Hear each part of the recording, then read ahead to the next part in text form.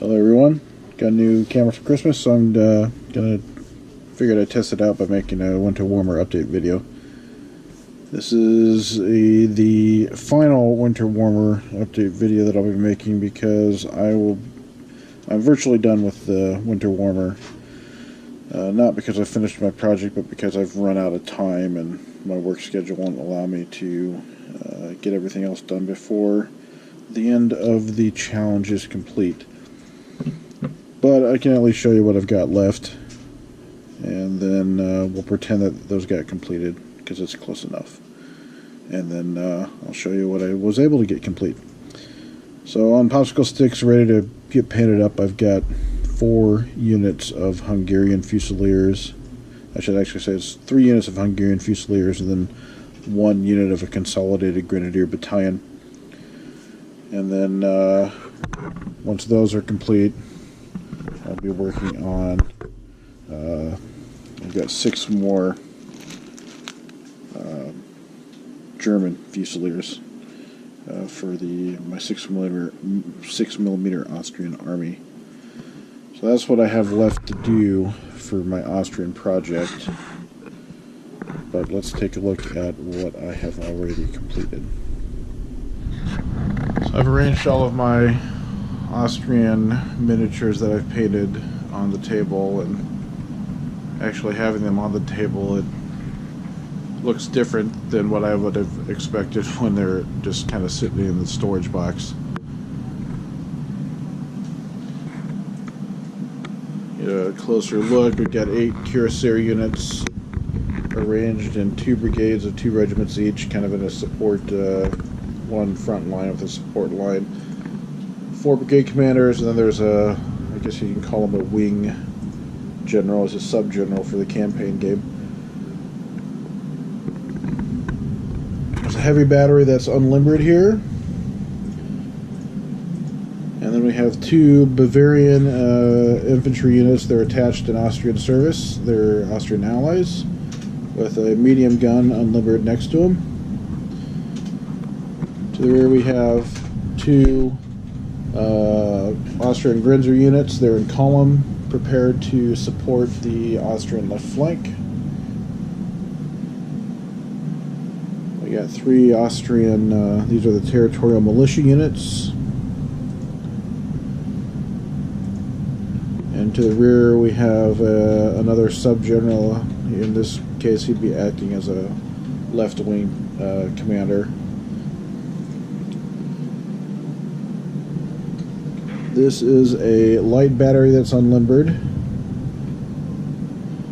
then here we have a medium howitzer behind a Austrian line. This is a German Fusilier unit. And this is a medium battery with a Grenadier unit in support. And then another medium howitzer with a Austrian Fusilier unit to the front. Another medium battery unlimbered, howitzer, and German Fusilier. As you can see, the Fusilier units, the line units, are 4 stands. In this case they'd be representing 16 castings. Now the rules call for 18 castings, but just the way the miniature strips are arranged, I changed them to 16 castings. And in actuality, history seems to indicate that the line units would have actually been, their paper strength was 16 to 18 castings, but in reality they would have been 12 castings like every other unit, which would be what this Grenadier unit is, or what these territorial militia units are, these 12 casting units, or 3 stands in this case. But I decided that the 4 stand castings, I decided to stick with it. It may be slightly ahistorical, but it does kind of give the Austrian army kind of that unique, a bit of a unique element to it that the other armies don't have. So in the grand scheme of life, it might actually end up hurting them, because they would actually have smaller units, the 12 casting units, as maneuver elements. So they'd get more units to maneuver around. But instead, just gives these guys an extra die to their attack. Yeah, no big deal. Whatever. This is a medium gun. Again, I don't know if you can see it in this with the light that I have, but there's little pips on the side of the limbers there that tell the color. Medium howitzer in the rear. And this guy is a heavy battery with two grenadiers. These are grenadier units.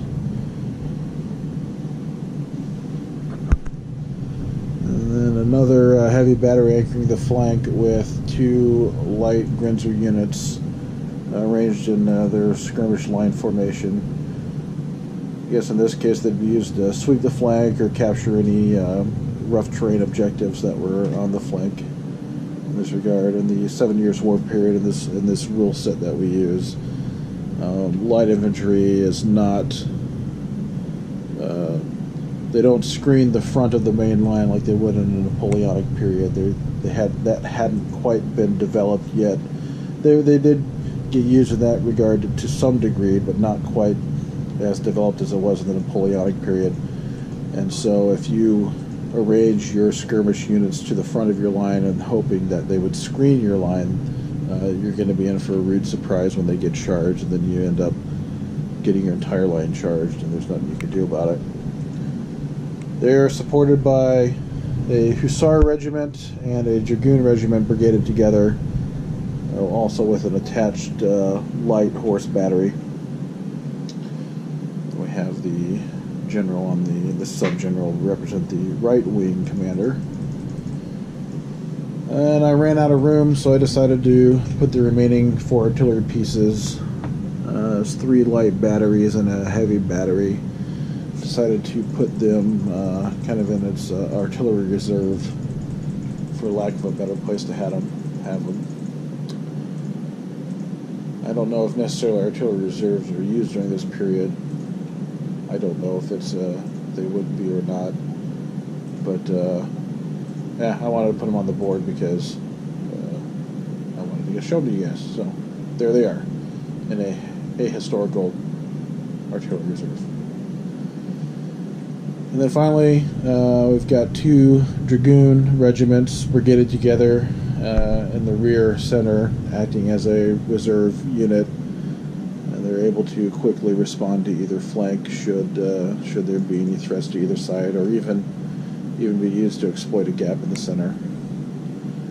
And then finally, the head honcho of the army, the Empress's commanding general in the campaign terms, or just the army commander overall.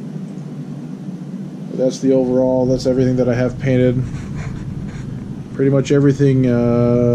Let's see, the 3 line units and the 3 grenadier units I painted before the winter warmer started. Everything else I painted during the winter warmer. I have to go back. Maybe I had already completed the cavalry. I'm not entirely sure. I don't recall precisely. But regardless, yeah, this is what I have. This is everything that I've painted since I received these back in March. So 9 months ago. This is what I've been able to paint in 9 months. And that's it for my winter warmer. I'll keep posting update videos or pictures on the website as I get them and get some more stuff painted. But my next project, once I complete the other 10 infantry units, I think I'm going to take a break from painting the actual miniatures themselves, and I'm going to paint this battle board. This is the board that I'm going to use to fight my 6mm miniature battles. Once it gets all painted up, it'll be 60 centimeters by 120 centimeters, which will equal, if it were scaled up to the 25mm rules, it would scale up to a 5-foot by 10-foot table. So I'm able to fight a full-size battle on tabletop, generally, specifically. So I'll probably get that painted up, decorated. Probably, you see this line. I'm going to do a border, kind of a black and white and gray border to delineate and mark it like in centimeter markings, so that way you can tell. You not use it as a ruler specifically, but I think it might, make it kind of look like a, map board or whatever if you're looking at it from up high. And then, this some kind of green color. I don't know if I'm actually going to flock it or just paint it. Probably just paint it just for the ease and cleanliness. But then once I do that, then some hills and get some trees, and then some buildings. I already got buildings in my possession. I just need to paint them up.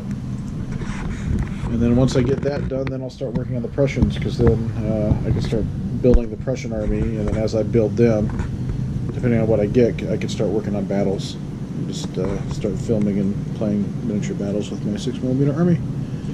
Anyways, thanks for your patience, and I'll talk to you all later. Bye.